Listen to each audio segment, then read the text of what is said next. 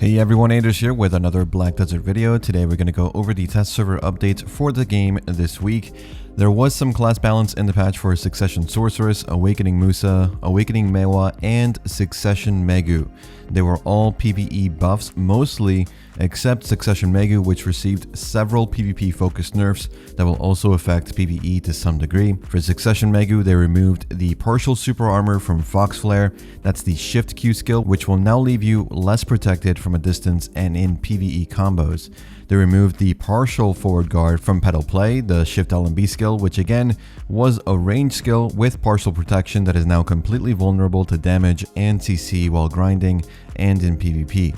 They removed the initial iframe from Soul Tier, the WQ skill that is now Super Armor. This skill probably hits harder for PvE and Black Shrine in the Land of the Morning Light since it allowed you to negate certain attacks from bosses and move you around for more back attacks and more damage. They removed the initial iframe from the Path of Petals, the WF skill. It is now Super Armor. Again, the damage mitigation is going to suffer in both PvP and PvE. This was especially good in Black Shrine to move you out of targeted AoEs. All these changes mean more damage taken in PvE and less protection in PvP. Heavy nerfs ahead of the Awakening release, but changes like these to long-time meta classes are not unusual before new classes or Awakenings release. As for the PvE buffs, Succession Sorceress, Dark Flame can now link after Darkness released. Ultimate Shadow Eruption cooldown has been reduced to 9 seconds from 12 seconds. Succession Ultimate Shadow Eruption is now 5 hits instead of 3 hits. Crow Nightmare cooldown has been reduced to 20 seconds from 28 seconds. Shadow Wave is now an air attack instead of down attack. PvP damage has been reduced by 15%, and you can now use RMB after Shadow Eruption to cast Shadow Wave. Abyssal Flame now has 5 hits instead of 3 hits. Bloody Calamity now deals 15% more damage in PvE. Shadow Eruption now deals 48% more damage in PvE. Abyssal Flame now deals 42% more damage in PvE. And Dream of Doom now deals 40% more damage in PvE. For Awakening Musa, PvE damage has been improved across the board. Crust Crusher now deals 30% more damage. Foul Play now deals 40% more damage. Below the Belt now deals 45% more damage. Inferno Slash, 94% more damage. Dash Slash now deals 20% more damage. Backflow, 20% more damage. And Projection now deals 16% more damage in PvE. For Awakening Maehwa, PvE damage has been improved again across the board. Moonrise, 30% more damage in PvE. Cloud Staff, 80% more damage. Petal Swirl, now 18% more damage. Petal Drill, now 60% more damage in PvE.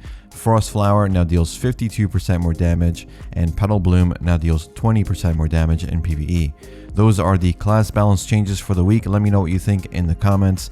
Summer Season 2023 is starting next week, May 24. The season will be horse training themed or focused, meaning you will get more training specific perks. Through the season pass, you will get 7 tickets for dailies that will reward you with some loot scrolls and courser training boxes. There is a new weekly quest to capture a horse for more courser and dream horse materials.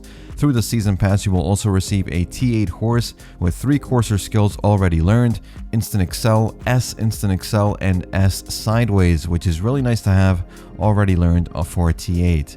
The seal of the season will give us weapon exchange coupons, which is nice to see, a mount skill selection coupon, which is really good, and some other dream horse materials if you wish. The season coelacanth is back. You can fish these and exchange them for items.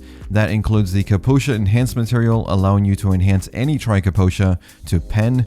Great for new and returning players. The coelacanth can be fished on any of the hotspots on any server, including normal and seasoned servers. The worker revamp is finalized and coming to Korean servers next week. Workers can now level up to 40, learning 2 more skills. The skill at level 40 is the same for all workers, called Express Delivery. This allows you to select which town storage you wish your gathered materials to go to after your worker cycle. For example, if you send a worker from Odraxia to gather Massive Pure Magic, you can have your level 40 worker place those items in your Velia storage directly. Worker XP for each level has been reduced to make leveling faster than before.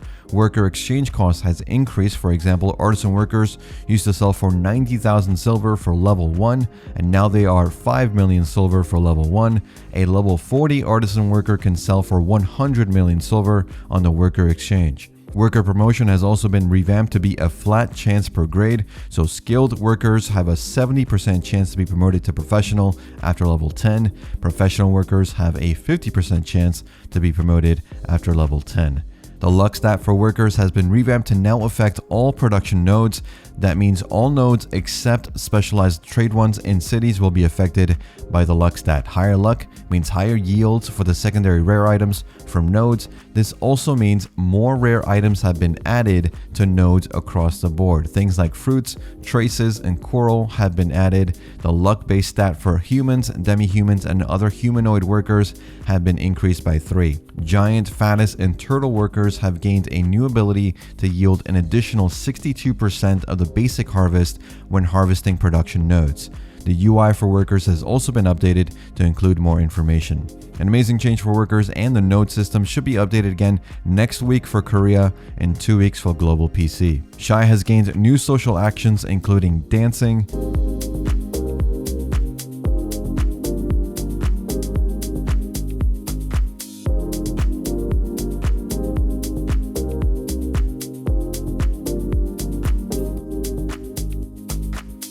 all classes can now compose music and play musical instruments.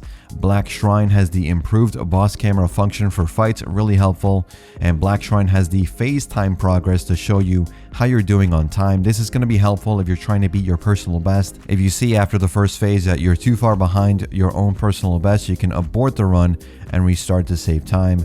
Black Shrine Alchemy Stone will now probably work in fights. This was an annoying bug that's been around since the release of Land of the Morning Light. Before, you had to manually activate your Alchemy Stone before the fight each time because the effect would not refresh mid-fight. Jetina Pen Boss Gear questline has been improved. You can now obtain more of the boss crystals per weekly and summon scrolls. You also now no longer require opal. Instead, it will need the green, blue, red, and black crystals.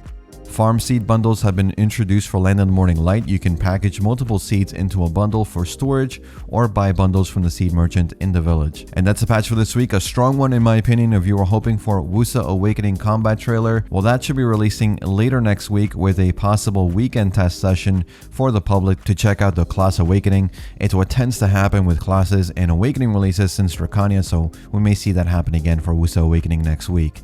Let me know what you thought about the class balance changes and the worker revamp in the comments down below. Thanks for watching. Thanks for listening. I'll see you all in the next one. Take care.